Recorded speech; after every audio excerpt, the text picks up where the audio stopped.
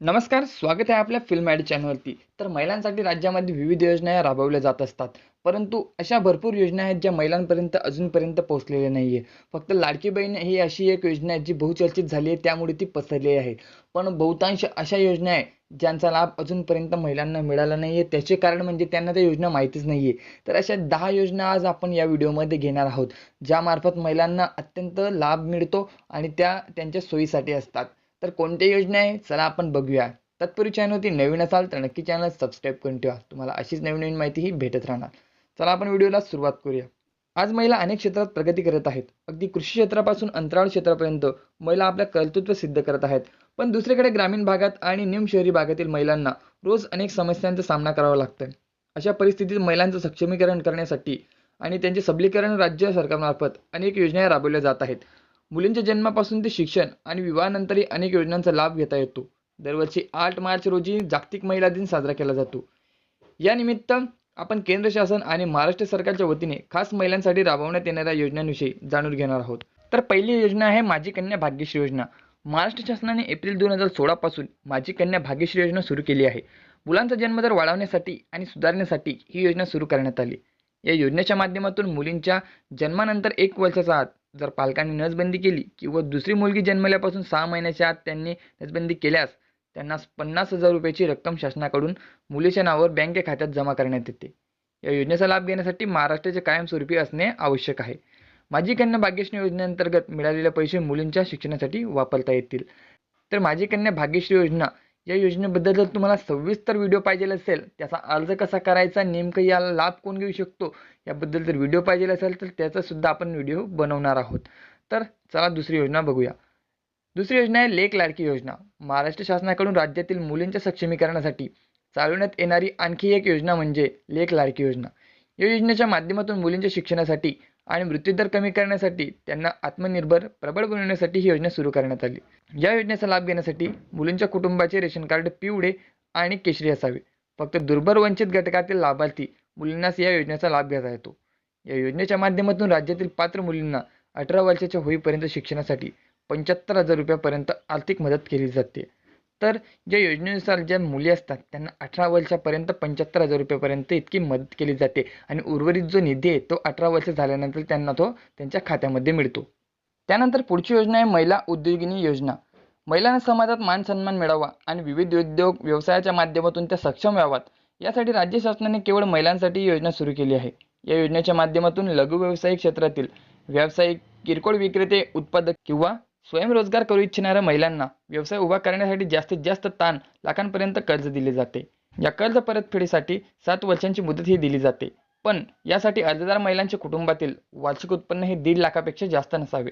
विधवा, निराधार असलेल्या महिलांना योजनेची वयाची अट नाही. म्हणजे ज्या विधवा किंवा निराधार असतील अशा महिलांना या योजनेची अट नाही आहे. ते कितीही वर्षापर्यंत अर्ज करू शकतात आणि या योजनेचा लाभ मिळवू शकतात. त्यानंतर पुढची योजना आहे सुकन्या समृद्धी योजना. पालकांना आपल्या मुलांच्या भविष्यासाठी असलेल्या चिंतेपासून दूर ठेवण्यासाठी सरकारने 22 जानेवारी 2015 पासून सुकन्या समृद्धी योजना सुरू केली आहे. ही केंद्राची अल्प बचत योजना असून यातून मुलींच्या पालकांना 250 पासून ते 1.5 लाखापर्यंत गुंतवणूक करता येते. यातून अल्प बचत ठेवीवर लाभार्थ्यांना मुलीच्या भविष्यासाठी 7.6% व्याजदर दिले जाते. हा व्याजदर वर्षाच्या आर्थिक महिन्यापर्यंत बदलतो. त्यानंतर आता पुढची योजना आहे जननी सुरक्षा योजना.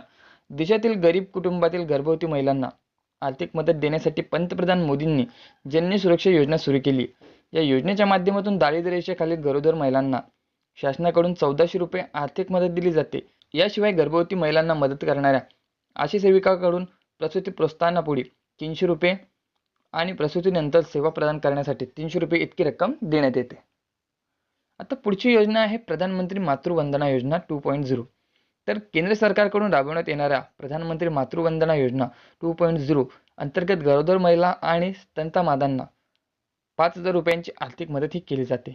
महिला आणि बाल विकास मंत्रालयातर्फे ही योजना राबवली जाते. लाभार्थी महिलांना 3 टप्प्यांमध्ये ही रक्कम दिली जाते.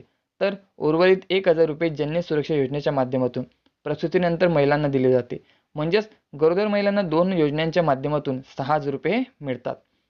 तर या योजना आणि योजनांची जर तुम्हाला सविस्तर माहिती पाहिजे असेल तर तुम्ही कमेंटमध्ये विचारू शकतात.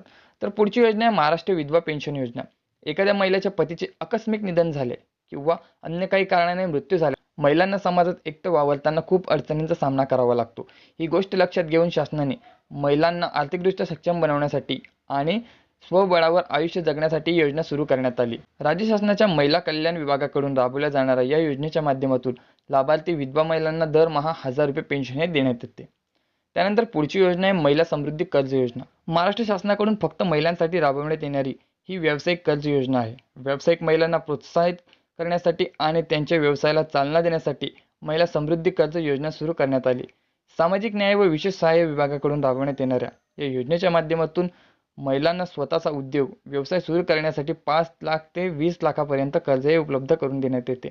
या कर्जावर 4% व्याजदर आकारला जातो, तर परतफेडीचा कालावधी हा 3 वर्षांचा असतो. त्यानंतर पुढची योजना आहे लखपती दीदी योजना.